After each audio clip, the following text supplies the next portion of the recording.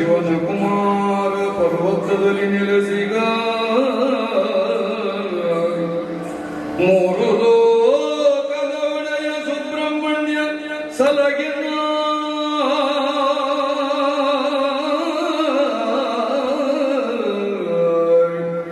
ಆರು ಮತ್ತೊಂದನೆಯ ದಿನದಲ್ಲಿ ಘೋರ ದೈತ್ಯನ ಶಿರವನರಿದ ಮಯೂರವಾಗನ ಕೊಡು ನಮಗೆ ಇಷ್ಟಾರ್ಥ ಸಂಪದವ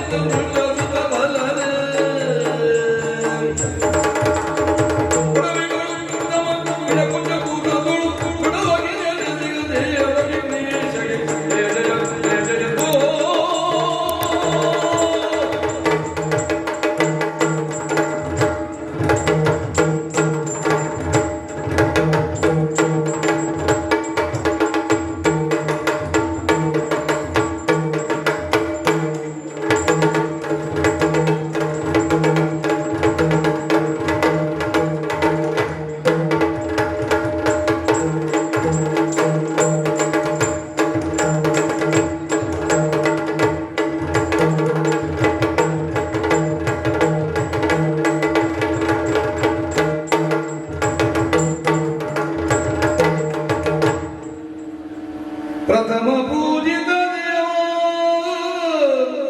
ಗಿರಿಜಾಸುತನ ಪಾವನ ಚರಣ ಕಿರಗುತ್ತ ಮತಿ ಶ್ರುತಿ ಧೃತಿಯೊಡತಿ ವೀಣಾದರಿಗೆ ಶಿರವಾಗಿ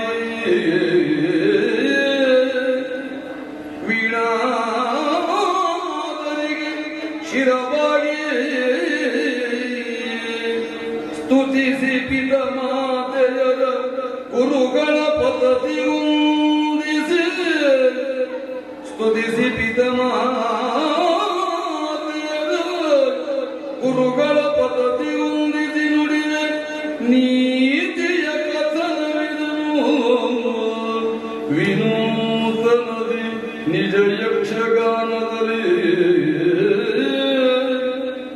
ನುಡಿವೆ ನೀತಿಯ ಕಥನವಿದನು ನಿಜ ಯಕ್ಷಗಾನದಲ್ಲಿ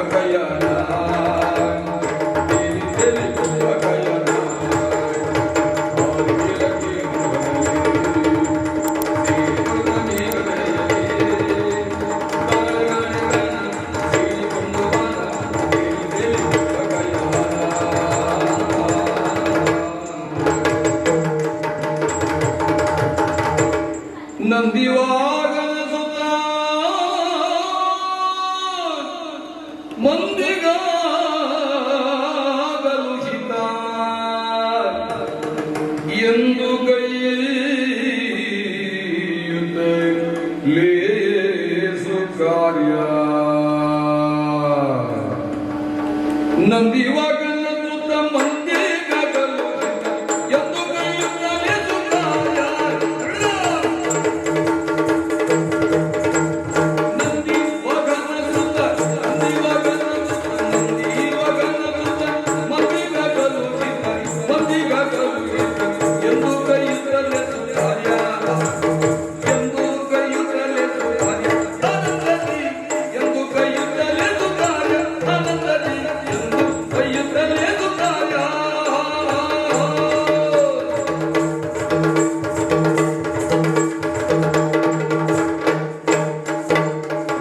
ಚಂದದಿ ಕುಣಿ ಕುಣಿದಾಡುತ್ತ ಪಾಡುತ್ತ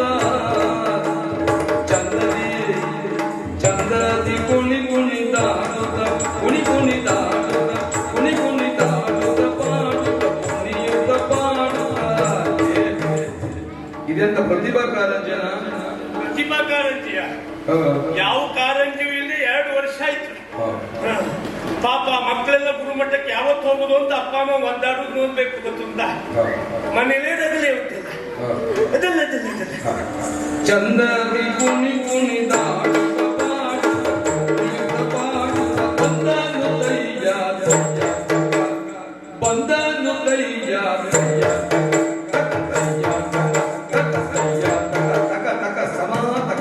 ಆಮೇಲೆ ಹೇಳಿದ್ದ ಕಾರಂತ್ರ ಎಲ್ಲ ಸೇರಿ ಸಮಾತಕಮ್ಮ ಬಂದನು ದಯ್ಯ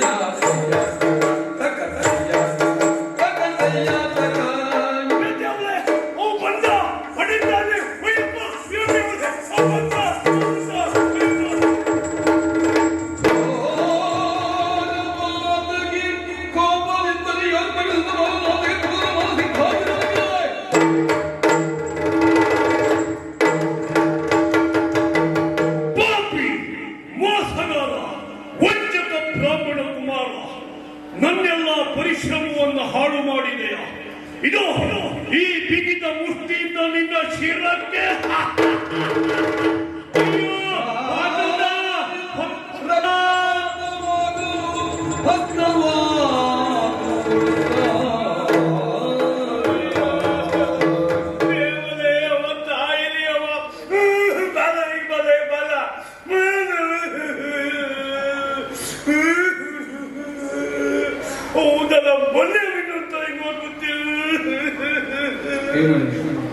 ಮಣಿ ಎಂತ ಆಯ್ತಾ? ಏನಾಯ್ತು ನನಗೆ? ಏನ್ ದೇವ್ರಿ, ನೀವು ಒಬ್ಬರಾದ್ರೂ ಕೇಳಿದ್ರಲ್ಲ ಎಂತ ಆಯ್ತಾ ಏನಾಯ್ತಾ ಅಂತೇಳಿ. ನಾನು ಅಂತಲ್ಲ, ನನ್ನಂತ ಸಾವಿರಾರು ಜನ ಇದ್ದಾರೆ ಸ್ವಾಮಿ. 2 ವರ್ಷ ಆಯ್ತು, ಯಾರು ಎಂತ ಆಯ್ತಾ ಏನು ಮಾಡ್ತಾ ಇದ್ದೆ ಹೇಗಿದ್ದೆ ಅಂತ ಕೇಳಿದವ್ರು ಯಾವುದು ಇಲ್ಲ. ಕೇಳಲಿಲ್ಲ ಅಂತಲ್ಲ, ಎಲ್ಲೋ ಕೆಲವು ಜನ ಚೀಲದಲ್ಲಿ ಸ್ವಲ್ಪ ತುಂಬಿಸ್ಕೊತಿದ್ದಾರೆ. ಹೌದೌದು, ಅವರೆಲ್ಲ ಧ್ರುವ ಅಂತವರೆಲ್ಲ ಸ್ವಲ್ಪ ಚೀಲದಲ್ಲೆಲ್ಲ ತುಂಬಿಸ್ಕೊತಿದ್ದಾರೆ ಕೆಲವು ಜನರಿಗೆ. ಬಿದ್ದು ಮತ್ತೆ ಯಾವುದು ಕೇಳಿದವರಿಲ್ಲ. ನೀವು ಅದು ಕೇಳಿದವ ಮಾದ ಇದೆ. ನನ್ನಷ್ಟೇ ನನಗೆ ನೀವು ದೊಡ್ಡವು. ಎಂತ ಅಳುತ್ತಾ ಇದೆಯಾ? ಇಲ್ಲ, ನಗುತ್ತಾ ಇದ್ದೇನೆ. ಮತ್ತೆ ನೀವು ಈ ಕೇಂದ್ರವನ್ನು ಮಾಡ್ಬೋದು ಮನೆಯಲ್ಲಿ. ಮತ್ತೆ ತಾಳಾಭ್ಯಾಸ ಒಂದೇ ಅಲ್ಲ, ಭಾವನೆಯನ್ನು ಕಳಿಸ್ಬೋದು ನೀವು. ಒಳ್ಳೆ ಅಟ್ಟಹಾಸದಿಂದಲ್ಲ ಗೊತ್ತಲ್ಲ. ಮತ್ ನಾನು ಅಳುತ್ತಾ ಇದ್ದೆ, ನನ್ನ ಹತ್ರ ಅಳುತ್ತಾ ಇದ್ದೆ ಅಂತ ಕೇಳುದ? ಹಾಗೆ ಕೇಳುದ? ಮತ್ತೆ ದುಃಖ ಆಯ್ತಾ? ವಿಷಯ ಕೇಳಿದ್ದು ತಪ್ಪಲ್ಲ, ಅದೊಂದು ಮಾತಾಡ್ಸೋ ಕ್ರಮ ಅದು. ಅಳುತ್ತಾ ಇದ್ದವ್ರ ಹತ್ರ ಅಳುತ್ತಾ ಇದ್ದೆ ಅಂತ ಕೇಳುದು. ನೋಡ್ತಾ ಇದ್ರ ಪಾಪ ದಿವಸ ಅಂತೂ ಅವ್ರು ಕೆಲಸದಲ್ಲೂ ಇದ್ದಾರೆ, ಇವತ್ತು ಮತ್ತೆ ನೋಡ್ತಾನೆ ಇದ್ದಾರೆ, ಮತ್ತೆಂತ ಮಾಡ್ತಾ ಇದ್ದಾರೆ. ಆದ್ರೂ ಕೇಳುವುದು ಬಾಯಿ ನೋಡ್ತಾ ಇದ್ರ ಅಂತೇಳಿ. ಅದು ಹಾಗೆ, ಅದು ಈ ಮಾತಾಡ್ಸೋ ಕ್ರಮವೇ ಹಾಗೆ. ಉದಾಹರಣೆಗೆ ಇಬ್ಬರು ಜೊತೆ ಊಟ ಕೂತಿದ್ರು ಅಂತ ಇಟ್ಕೊಳ್ಳುವ. ಒಂದೇ ಪಂಕ್ತಿಯಲ್ಲಿ ಎದುರುಗಡೆ 2 ಪಂಕ್ತಿಯಲ್ಲಿ ಎದುರುಗಡೆ ಕೂತಿದ್ದಾರೆ. ಆ ಪಂಕ್ತಿಯಲ್ಲಿ ಬಾಲನ್ನು ಕೂತಿದ್ದಾನೆ, ಈ ಪಂಕ್ತಿಯಲ್ಲಿ ಕೃಷ್ಣನ್ನು ಕೂತಿದ್ದಾರೆ ಊಟಕ್ಕೆ. ಕೃಷ್ಣನ್ ಊಟ ಮಾಡಿದ್ರೆ ಬಾಲನ್ನು ಗೊತ್ತುಂಟು, ಬಾಲನ್ನು ಊಟ ಮಾಡಿದ್ರೆ ಕೃಷ್ಣನ್ನ ಗೊತ್ತುಂಟು. ಆದ್ರೂ ಊಟ ಆದ್ಮೇಲೆ ಮಲಗಿರುವಾಗ ಅವ್ರು ಕೇಳುದು, ಹಾ ಊಟ ಆಯ್ತೇನೋ ನಿನ್ನದ್ದು. ಮತ್ತವಂತ ಊಟ ಮಾಡದೆ ಬಾಳೆ ಎಲೆಗೆ ಅಂತ ನಿದ್ದೆ ಮಾಡ್ತಾ ಇದ್ನವ. ಆದ್ರೆ ಅದೊಂದು ಕ್ರಮ, ಅದೊಂದು ಪದ್ಧತಿ, ಕೇಳುದು, ಅದನ್ನು ಮಾತಾಡಿಸೋ ರೂಢಿ ಅದು. ಅದಾದ್ರೂ ತೊಂದರೆ ಇಲ್ಲ. ಒಂದೊಂದು ನಿಮ್ಮ ಅವಸ್ಥೆ ಹೇಳಲಿಕ್ಕೆ ಆಗುದಿಲ್ಲ. ನೋಡಿ ಪಾಪ ಎಲ್ಲೋ ಒಂದ್ ದಿವಸ 3-4 ಕಾರ್ಯಕ್ರಮ ಪೂರೈಸಿಕೊಂಡು ಬಂದಿರ್ತೀನಿ ನೀವು. ಅಲ್ಲ ಈಗಿಲ್ಲ ಅಂತಲ್ಲ, ನಿಮಗೆ ಯಾವತ್ತೂ ತೊಂದರೆ ಆಗ್ಲಿಲ್ಲ. ಯಾಕೆಂದ್ರೆ ನೀವು ಒಂದೇ ಉದ್ಯೋಗ ನಂಬ್ಕೊಂಡವ್ರಲ್ಲ. ಈ ಕಡೆ ಗಣೋಮವನ್ನು ಮಾಡ್ತೀರಿ, ಸತ್ಯನಾರಾಯಣ ಕಥೆಯು ಮಾಡ್ತೀರಿ, ಆ ಕಡೆ ಗಾನ ವೈಭವ ಮಾಡುತ್ತೀರಿ. ಎಲ್ಲ ಗೊತ್ತುಂಟು ನಿಮಗೆ. ಎಲ್ಲೋ ಆ ರೀತಿ ಕಾರ್ಯಕ್ರಮವನ್ನು ಪೂರೈಸಿಕೊಂಡು ಬಂದಂತ ನಿಮಗೆ ಆದ ಆಯಾಸದ ಪರಿಹಾರಕ್ಕೆ ಒಂದ್ ಸ್ವಲ್ಪ ಹೊತ್ತು ಮಲ್ಕೊಳ್ಳುವ ಅಂತ ಮಲ್ಕೊಂಡಿದ್ರಿ ಅಂತ ಇಟ್ಕೊಳ್ಳಿ. ಅಷ್ಟೊತ್ತಿಗೆ ನಿಮ್ಮದೇ ಆದ ಒಂದು ಅಭಿಮಾನಿಗಳು ಬಂದ್ಕೊಂಡು ನೀವಿದ್ದೀರಿ, ನಿಮ್ಮನ್ನು ಮಾತಾಡ್ಸಿ ಹೋಗ್ಬೇಕು ಅಂತೇಳಿ ಹೊಲ್ಕೊಂಡ ನಿಮ್ಮನ್ನ ಎಬ್ಬಿಸ್ಕೊಂಡು, ಹೈ ಬಾಗುತ್ರೆ ಹೊಯ್ ಹೇಳಿ ಮದುವೆ ಬಗುತ್ತೆ ಹೋಯ್ ಮಲಗಿದ್ರ ಹೌದಾ ತೊಂದ್ರೆ ಆಯ್ತಾ, ನೀವು ಮಲ್ಕೊಳ್ಳಿ ನಿಮಗ್ ತೊಂದರೆ ಕೊಡುದಿಲ್ಲಪ್ಪ, ನೀವು ಮಲಗಿ ಅಂತ ಹೇಳಿ ಹೋದ್ರೆ ಏನಾಗ್ತದೆ ನಿಮ್ಗೆ? ಅಲ್ಲಿಗೆ ನಮ್ಮ ಕರ್ಮ ಆಯ್ತು. ನೀವು ಊರಲ್ಲಿದ್ದವರೆಲ್ಲರೂ ಕರ್ಮ ಮಾಡ್ತಾರೆ, ಅವ್ನು ನೀವು ಕರ್ಮ ಮಾಡಿ ಹೋದಾರೆ ಅಂದ್ರೆ ಅವನಿಗೊಂದು ಸಮಾಧಾನ. ನಿಮ್ ಮಾತಾಡ್ಸಿ ಹೋಗ್ಬೇಕು, ನಿಮ್ಗೆ ಸರಿ ಮಾತಾಡ್ಸಿ ಹೋಗ್ತಾ. ಅದೊಂದು ಪದ್ಧತಿ, ಸಂಪ್ರದಾಯ. ಹೌದಾ ಅಲ್ಲ ಮಾತಾ ಇದೆ. ಹೌದಲ್ಲ, ಮತ್ತೆ ನಾ ಅಳುತ್ತಾ ಇದ್ದೆ, ಮತ್ತೆಂತ ಮಾಡ್ತಾ ಇದ್ದೆ ನಾನು. ದುಃಖ ಆಯ್ತಾ ನನಗೀಗ? ದುಃಖ ಆಯ್ತಾ? ದುಃಖ ಅಲ್ಲ, ನಂಗೆ ಸಂತೋಷ ಆಯ್ತು, ಹಾಗಾಗಿ ಅಳುತ್ತಾ ಇದ್ದೆ. ಸಂತೋಷ ದುಃಖ ಎಲ್ಲ ಒಟ್ಟಿಗೆ ಆಗ್ತದೆ. ದುಃಖ ಸಂತೋಷ ಎಲ್ಲ ಒಟ್ಟಿಗೆ ಆಗ್ತದೆ. ಸ್ವಲ್ಪ ಕೆಲವೊಮ್ಮೆ ಸಂತೋಷದಲ್ಲೂ ದುಃಖ ಆಗುದುಂಟು, ಕೆಲವೊಮ್ಮೆ ದುಃಖದಲ್ಲೂ ಸಂತೋಷ ಆಗುದುಂಟು. ಅದು ಗೊತ್ತಿಲ್ಲ ನಿಮಗೆ? ನಾ ಹೇಳ್ತೇನೆ. ಈಗ ಸಂತೋಷದಲ್ಲೂ ದುಃಖ ಆಗುದು ಅಂದ್ರೆ ಹೇಗೆ? ಒಬ್ಬ ವ್ಯಕ್ತಿ ಒಂದು ಒಳ್ಳೆಯ ಉದ್ಯೋಗ ಇರ್ತದೆ. ಎಂತ ಉದ್ಯೋಗ? ಒಂದು 10-20 ವರ್ಷದಿಂದ ಅದೇ ಉದ್ಯೋಗ ಮಾಡ್ತಾ ಇರ್ತಾನೆ. ಒಂದು ದಿವಸ ಪುರ್ಸೊತ್ತಿಲ್ಲ ಅವನಿಗೆ. ಬೇಸಿಗೆಯಲ್ಲಿ ಹಳ್ಳಿ ಕಡೆಯಲ್ಲಿ ಅವನ ಕಾರ್ಯಕ್ರಮ ಹೋದರೆ, ಮಳೆಗಾಲದಲ್ಲಿ ಪಟ್ಟಣದ ಕಡೆ ಅವನ ಕಾರ್ಯಕ್ರಮ. ಒಂದು ದಿವಸ ಪುರ್ಸೊತ್ತಿಲ್ಲ ಅಂತ ಕೇಳ್ಕೊಳ್ಳುವುದು ದೇವರ ಹತ್ರ. ದೇವರೇ, ಒಂದು ದಿವಸ ಆದರೂ ತನಗೆ ತನ್ನ ಮನೆಯಲ್ಲಿ ಹೆಂಡತಿ ಮಕ್ಕಳ ಜೊತೆಗೆ ಇರುವಾಗ ಆಗಲಿ ಅಂತ ಕೇಳ್ಕೊಳ್ಳುವುದು. ಅಂತ ವ್ಯಕ್ತಿಗೆ ಎಲ್ಲಿಯಾದ್ರೂ ಒಂದು 8-9 ತಿಂಗಳು ಮನೆಯಲ್ಲೇ ಇರುವಾಗ ಆಗ್ಬಿಟ್ರೆ ಸಂತೋಷವೇ ಸಂತೋಷ. ಇಷ್ಟು ವರ್ಷದ ಮೇಲಂತೂ ಈ ಒಂದು 8-9 ತಿಂಗಳ ಮನೆಯಲ್ಲಿರುವಾಗ ಇತ್ತಲ್ಲ ಅಂತ ಸಂತೋಷ. ಆ ಸಂತೋಷದಲ್ಲೇ ದುಃಖವೂ ಆಗ್ತದೆ ಅವನಿಗೆ. ಇಷ್ಟು ವರ್ಷದ ಮೇಲಂತೂ ಮನೆಯಲ್ಲಿ ಹೆಂಡತಿ ಮಕ್ಕಳ ಜೊತೆಗೆ ಇರುವಾಗ ಆಯ್ತು, ಆದ್ರೆ ನಾಳೆ ಖರ್ಚಿ ಕೊಡೋದು ಯಾರು ಅನ್ನೋ ದುಃಖ ಆಗ್ತದೆ. ಇದು ಸಂತೋಷದಲ್ಲಾಗುವ ದುಃಖ. ಇನ್ನು ಕೆಲವು ಸರಿ ದುಃಖದಲ್ಲೇ ಆಗೋ ಸಂತೋಷ, ಸಮಾಧಾನ. ನೋಡಿ ಈಗ ಉದಾಹರಣೆಗೆ ನೀವೇ ನಂದೇ ಉದಾಹರಣೆ, ಏಕ ವ್ಯಕ್ತಿ ನಿಮ್ಮನ್ನೇ ಉದಾಹರಣೆ ನೋಡಿ. ಈಗ ನೀವಲ್ಲಿ ಕುತ್ಕೊಂಡಿದ್ರ, ಕುಳಿತುಕೊಂಡಿರುವಂತ ನೀವು ಎಲ್ಲಿಯಾದ್ರೂ ಕೆಳಗಡೆ ಬಿದ್ದೋದ್ರಿ ಅಂತ ಆದ್ರೆ ಹರಕ ಬಾಯಲ್ಲಿ ಮತ್ತೆ ಬಿದ್ದೆ ಸುದ್ದಿ ಹೇಳ್ಬೇಡ. ಒಂದ್ಸಲ ಬಿದ್ದಿದ್ದೆ ಸಾಕಾಯ್ತು. ಒಂದ್ಸಲ ಬಿದ್ದಿದ್ದೆ, ಇನ್ನು ಸುಧಾರಿಸ್ಕೊಳ್ತಿದ್ರಿ ಪಾಪ. ಸುಮ್ಮನಿರಿ, ನೀವು ತಲೆ ಬಿಸಿ ಮಾಡ್ಕೊಳ್ಬೇಡಿ. 2 ವರ್ಷದಿಂದ ಮತ್ತೊಬ್ರು ಹಾಗೆ ಇಟ್ಟಿದ್ರು ಅಲ್ಲ? ಅದಲ್ಲ ಮಾತಿಗೆ. ಹಾಗೆ ನೀವು ಕುಳಿತಂತ ನೀವೆಲ್ಲಾರು ಕೆಳಗೆ ಬಿದ್ರಿ ಅಂತ ಆದ್ರೆ ಯಾರಿಗಾದ್ರೂ ದುಃಖ ಆಗುದಿಲ್ವಾ? ದುಃಖ ಆಗ್ತದೆ. ಆದ್ರೆ ಆ ದುಃಖದಲ್ಲೂ ಒಂದು ಸಂತೋಷ, ಸಮಾಧಾನ ಆಗುದು. ಭಗವತ್ರೆ, ಕೆಳಗೆ ಬಿದ್ರ, ಬಿದ್ದು ಬಿಟ್ರ, ಯಾಕೆ ಅಲ್ಲ ಏನಾಗ್ಲಿಲ್ಲಲ್ಲ, ಎಂತ ಆಗ್ಲಿಲ್ಲಲ್ಲ, ಹೋಗಿ ಅಪ್ಪ ಮಾದೇವ್ರೆ, ದೇವ್ರು ದೊಡ್ಡವ ಅಂದ್ರೆ ನಿಮಗೆ ಬಿದ್ರು ಏನು ಆಗ್ಲಿಲ್ಲ ಅನ್ನೋದು ಒಂದು ಸಂತೋಷ. ಬಿದ್ದಿದ್ದೀರಿ ಅನ್ನೋ ದುಃಖ, ಏನು ಆಗ್ಲಿಲ್ಲ ಅನ್ನೋ ಸಂತೋಷ. ಎಲ್ಲಿಯಾದ್ರೂ ಒಂದು ಕೈಗೆ ಪೆಟ್ಟಾಗೋಯ್ತು ಅಂತ ಇಟ್ಕೊಳ್ಳ, ದುಃಖವೇ. ಆದ್ರೂ ಕೇಳುದಂತವ್ರು, ಭಗವತ್ರೆ ಬಿದ್ದೋದ್ರ, ಕೆಲ ಬಿಟ್ಬಿಟ್ರ ಮಾದೇವ್ರೆ, ಕೈಗೆ ಪೆಟ್ಟಾಯ್ತಾ? ಅಲ್ಲ ಕಾಲಿಗೆಲ್ಲ ಎಂತ ಆಗ್ಲಿಲ್ಲಲ್ಲ ಮಾದೇವ್ರೆ, ಆಗ್ಲಿ ಮಾದೇವ್ರೆ, ದೇವ್ರ ಬದ್ದವ ಮಾದೇವ್ರೆ, ಕಾಲಿಗೊಂದು ಎಂತ ಆಗ್ಲಿಲ್ಲಲ್ಲ ಮಾದೇವ್ರೆ, ಒಂದು ಸಂತೋಷ. ಅಂದ್ರೆ ಮತ್ತೆಂತ ಆಗ್ಲಿಲ್ಲಲ್ಲ ಅಂತ. ಎಲ್ಲಾದ್ರೂ ಕಾಲಿಗೂ ಪೆಟ್ಟಾಯ್ತು ಅಂತ ಇಟ್ಕೊಳ್ವ, ಭಗವತ್ರೆ ಬಿದ್ದೋದ್ರ, ಕೈ ಪೆಟ್ಟಾಯ್ತಾ, ಕಾಲು ಪೆಟ್ಟಾಗೋಯ್ತಾ, ದೇವ್ರೆ ಅಲ್ಲ ತಲೆಗೆಂತ ಆಗ್ಲಿಲ್ಲಲ್ಲ ಮಾದೇವ್ರೆ, ದೇವ ತಲೆಗೆಂತ ಆಗ್ಲಿಲ್ಲಲ್ಲ ಅಯ್ಯಪ್ಪ, ಅಲ್ಲಿ ಒಂದು ಸಂತೋಷ. ತಲೆಗೊಂದು ಆಗ್ಲಿಲ್ಲ, ಎಲ್ಲಿಯಾದ್ರೂ ತಲೆಗೂ ಪೆಟ್ಟಾಯ್ತು ಅಂತ ಇಟ್ಕೊಳ್ವ, ಭಗವತ್ರೆ ಬಿದ್ದೋದ್ರ, ಕೈಗೂ ಪೆಟ್ಟಾಯ್ತಾ, ಕಾಲಿಗೂ ಪೆಟ್ಟಾಯ್ತಾ, ತಲೆಗೂ ಪೆಟ್ಟಾಗೋಯ್ತಾ ಮಾದೇವ್ರೆ, ಅಲ್ಲ ಜೀವಕ್ಕೆಂತ ಆಗ್ಲಿಲ್ಲ, ಜೀವದ ಹೋಗ್ಲಿಲ್ಲ ಅಯ್ಯಪ್ಪ ದೇವ್ರೆ, ನಿಮ್ ಜೀವ ಹೋಗ್ಲಿಲ್ಲ ಅಯ್ಯಪ್ಪ, ಅದೇ ಸಂತೋಷ. ಅವ್ರು ನೀವು ಕೆಳಗೆ ಬಿದ್ರು ಅವ್ರ ಸಂತೋಷ ಎಲ್ಲಿವರೆಗೆ, ನಿಮ್ಮ ಜೀವ ಹೋಗೋಲ್ಲಿವರೆಗೂ ಅವ್ರ ಸಂತೋಷ, ಮತ್ತೆಂತ ಆಗ್ಲಿಲ್ಲದ ಮಾದರೇನು ಸಂತೋಷ. ಇದು ಒಂದ್ ರೀತಿ ದುಃಖದಲ್ಲೂ ಆಗೋ ಸಂತೋಷ. ಇನ್ನೂ ಕೆಲವೊಮ್ಮೆ ದುಃಖದಲ್ಲೂ ಆಗೋ ಸಂತೋಷ ಉಂಟು. ಹೇಗೆಂದ್ರೆ ಈಗ ಎಲ್ಲಿಯಾದ್ರೂ ಒಂದು ರಥದಲ್ಲೂ ಅಥವಾ ವಾಹನದಲ್ಲೂ ಹೋಗ್ತಾ ಇರುವಂತ ವ್ಯಕ್ತಿಗೆ ಒಂದು ಅಪಘಾತ ಆಯ್ತು ಅಂತಾದ್ರೆ ಆ ಕ್ಷಣಕ್ಕನ್ನು ಚಿಕಿತ್ಸಾಲಯ ಕರ್ಕೊಂಡು ಬರ್ಬೇಕು. ಏನೋ ಅಪಘಾತ ಆದ್ರೆ ಚಿಕಿತ್ಸಾಲಯ ಇರ್ತದ, ಎಲ್ಲೋ ಅಪಘಾತ ಎಲ್ಲಿಂದೆಲ್ಲೋ ಕರ್ಕೊಂಡು ಬರ್ಬೇಕು. ಎಲ್ಲಿಂದೆಲ್ಲೋ ಕರ್ಕೊಂಡು ಬರುವ ಸುಲಭ ಉಂಟ? ಒಂದೆರಡು ದೇವರ ಹೆಸರು ಹೇಳಿ ಸಾಕಾಗುದಿಲ್ಲ. ಹೆಚ್ಚು ಕಡಿಮೆ 108 ದೇವರ ಹೆಸರೇ ಹೇಳಬೇಕು. ಅಷ್ಟು ಹೇಳಿದ್ರೆ ಮಾತ್ರ ಅವನು ಚಿಕಿತ್ಸಾಲಯ ಕರ್ಕೊಂಡು ಹೋಗ್ತು. ಸಹಜವಾಗಿ ದುಃಖವೇ. ಆ ದುಃಖದಲ್ಲೂ ಒಂದು ಸಮಾಧಾನ ಸಂತೋಷ ಆಗುದು. ಎಲ್ಲಿಯೋ ಅಪಘಾತ ಆದ್ರೆ ಒಂದು ಚಿಕಿತ್ಸಾಲಯ ಕರ್ಕೊಂಡು ಹೋಗ್ಬೇಕಲ್ಲ. ಬದಲಾಗಿ ಅಪಘಾತ ಎನ್ನುವುದು ಚಿಕಿತ್ಸಾಲಯದ ಎದುರುಗಡೆಯೇ ಆಗ್ಬಿಟ್ರೆ ಏನೇ ಆಗಲಿ ಆಗೋದಾಯ್ತು ಮಾರಯ, ಇಲ್ಲೇ ಎದುರುಗಡೆ ಆಯ್ತಲ್ಲ, ಎಳ್ಕೊಂಡು ಹೋಗುದು ತಮಿಳು ಸೇರಿ ಯಾವುದೂ ಬೇಡ, ನೀವು ಒಬ್ಬನೇ ಸಾಕು, ಏಕ ವ್ಯಕ್ತಿ ಸಾಕು. ಹೌದಾ? ಇದು ಒಂದು ರೀತಿ ದುಃಖದಲ್ಲೇ ಆಗುವಂತ ಸಂತೋಷ ಸಮಾಧಾನ. ನಂಗೆ ಹಾಗೆ ಆದದ್ದಲ್ಲ ಮನೇನೆ, ನನಗೆ ಸಂತೋಷದಲ್ಲೂ ದುಃಖ ಆದದ್ದಲ್ಲ, ಅಥವಾ ದುಃಖದಲ್ಲೂ ಸಂತೋಷ ಆದದ್ದಲ್ಲ.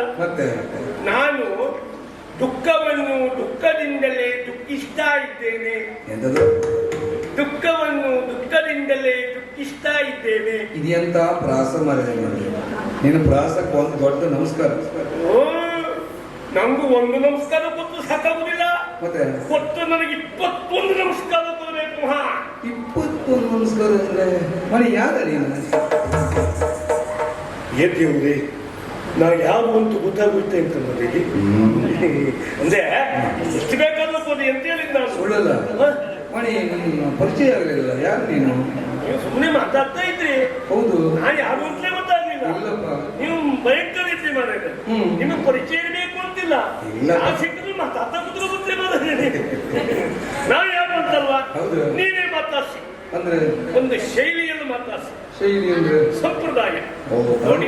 ಹೌದು, ನಾವು ಏನನ್ನೇ ಮಾಡ್ತೀವಿ, ಏನೇ ಹೊಸತನ್ನು ಮಾಡ್ರು ನಮ್ದಾದಂತ ಶೈಲಿ ಸಂಪ್ರದಾಯ ಪರಂಪರೆಯನ್ನು ಬಿಡಬಾರದು. ಆ ಪರಂಪರೆಯನ್ನೇ ಮಾತಾಡ್ಸ್ಕೊಳ್ಳುವ. ಬಳಿಗೆ ಪರಾಕ್ರಮ ಕಂಠೀರವ ತಾವಿರುವಂತ ಸ್ಥಳ ಈ ಕಡಬಕ್ಕೆ ಯಾರು ಅಂತ ಕೇಳಿದ್ದೀರಿ, ಕೈಲಾಸಕ್ಕೆ ಯಾರು ಅಂತ ಕೇಳಿದ್ದೀರಿ, ಪರಮೇಶ್ವರ ದೇವರು ಅಂತ. ಅವನ ಹೆಂಡತಿ ಯಾರು ಅಂತ ಕೇಳಿದ್ದೀರಿ, ಪಾರ್ವತಿ. ಆ ಪಾರ್ವತಿಯ ಬಣ್ಣ ಏನು? ಬಿಳುಪು. ಈ ಪರಮೇಶ್ವರನ ಬಣ್ಣ ಕಪ್ಪು. ನಾನು ಬಿಳಿಯೂ ಅಲ್ಲ ಕಪ್ಪು ಅಲ್ಲ, ಮಧ್ಯದಲ್ಲಿ ಕಪ್ಪು. ಕಪ್ಪು ಕಪ್ಪು ಹಪ್ಪ. ಇದನ್ನು ನೀನು ಒಪ್ಪು. ಅಪ್ಪು ಅಲ್ಲ, ಒಪ್ಪು. ಹೌದು ಮಾರೆ, ನನ್ನ ಹೆಸರು ಗಣಪತಿ ಭಟ್ರು. ಎಲ್ಲರೂ ಪ್ರೀತಿಯಿಂದ ಚುರುಕಾಗಿ ಗಣಪತಿ ಮಾನಿ ಅಂತ ಕರೀತಾರೆ. ಗಣಪತಿ ಮಾನಿ, ಗಣಪತಿ ಮಾನಿ.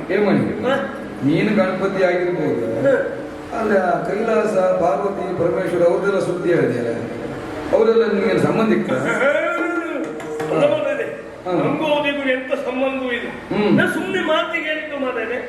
ಒಂದು ನಿಮಗೆ ನನ್ನ ಪರಿಚಯ ಆಗೋದು ಅವ್ರ ಹೆಸರು ಹೇಳಿದ್ರೆ ಗೊತ್ತಾಗ್ತದೆ ಅಂತ ಹೇಳಿದ್ದು.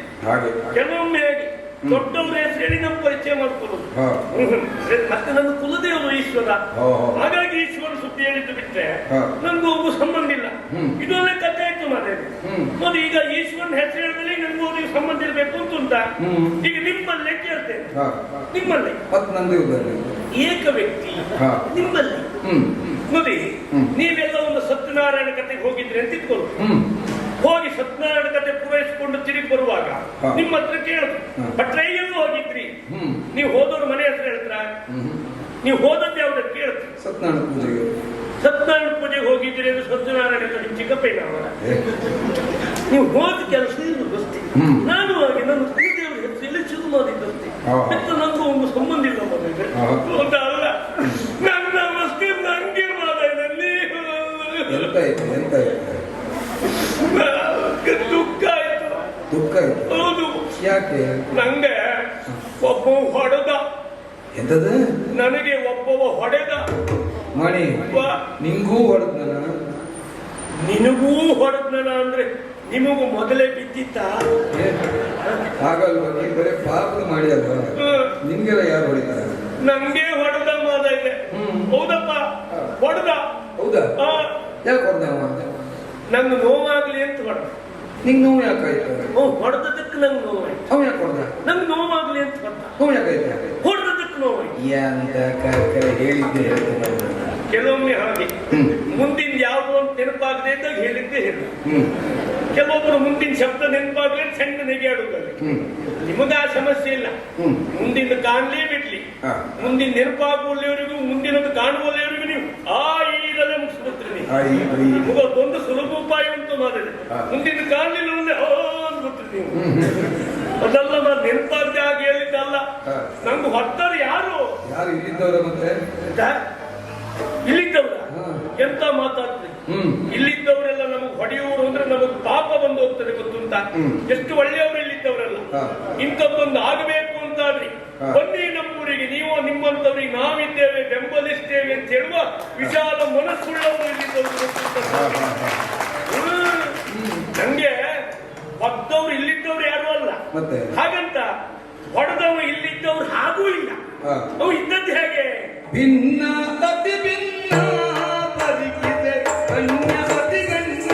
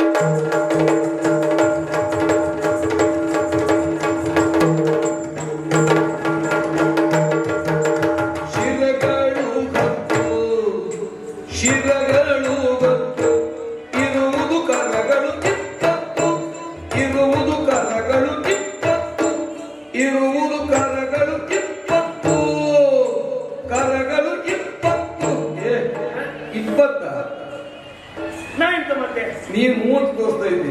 ಬೇಡಪ್ಪ, 30 ಬೇಡ ಮಾಡಿದ್ರೆ ಒಂದು 20-25 ಸಾಕು ಮಾಡಿದ್ರಿ. ಹಂಗೆ ಹೇಳಿದ್ದೆ.